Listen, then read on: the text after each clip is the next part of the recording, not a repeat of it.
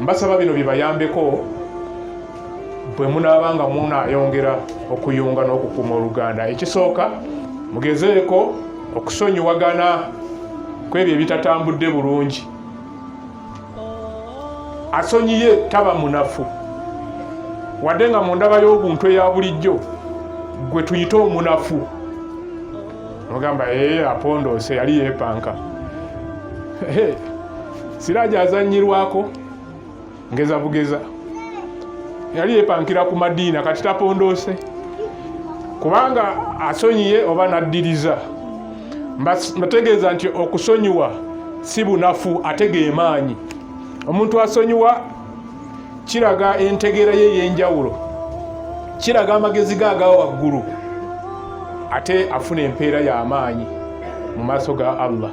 Nabbi bwe yali amwogerako sallallahu alaihi wasallama yagamba nti la yahillu li muslimin an yahjura akhahu fawqa thalath. Yagamba nti tekisaanira muntu kusenguka munne ennaku ezisukka essatu nga banyiigagana nga buli omu tayagala kutunula munne, nga bwe kiri mu families ezisinga obungi bwe tukiraba. Waliwo abamaze n'emyaka, naye nabbi yagamba nti tekisaana kusukka nnaku ssatu. Naawe n'ekyokulabirako n'agamba nti yaltaqiyani, nga bwe basisinkana fayuridu hadha ono ayita eno wayuridu hadha n'ono ayita eno. Ekyo tekisaanira kubeerawo okusukka ennaku ssatu. Abalala bali mu myaka. Yaltaqiyani, nabbi yagamba nti nga bwe basisinkana ono ayita eno n'ono n'ayita eno. Kyenjagadde mu kyo kyeki yagamba nti wa khairuhuma, asinga obulungi kwabo, ow'amaanyi kwabo, omulungi ku bantu abali mu mbeera bw'etyo, yoyo asooka okuteekawo embeera ey'emirembe. Gwe muzira mu maaso ga Katonda wadde nga ku maaso g'abantu gwe munafu abeera apondoose.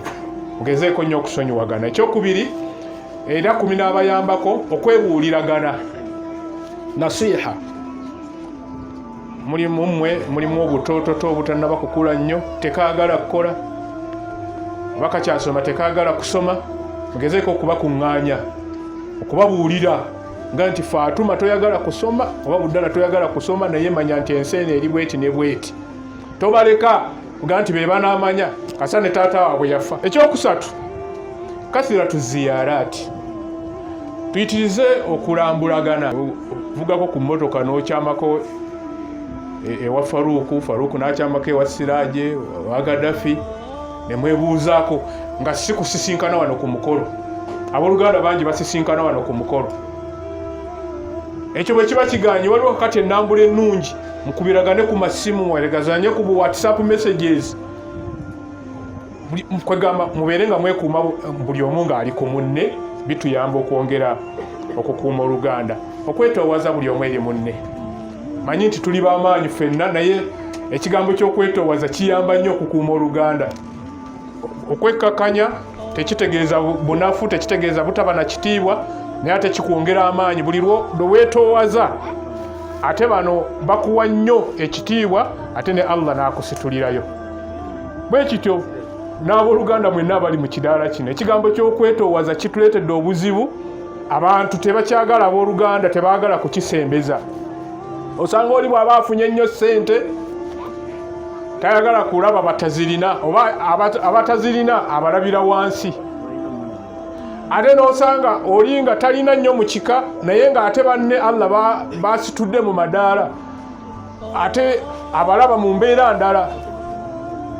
Abanyooma ayagala abanyoome, ayagala abakkakkanye, wadde nga be bamusinga.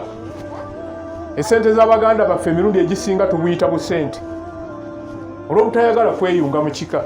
Oba nno obusente obumwewaanya, busente obumwewaanya. Mwenna mukozeeko ku ssente, ssente ekoleka. Naye munno bwe bagamba abatonga nti alina ssente, tobuyita busente, ssente tezikoleka. Naye abooluganda ababi naddala abatannaba kusituka mu madaala, ate balaba nnyo abasituse mu madaala bubi, ne bakolagana nabo bubi, ne batabafunamu migaso.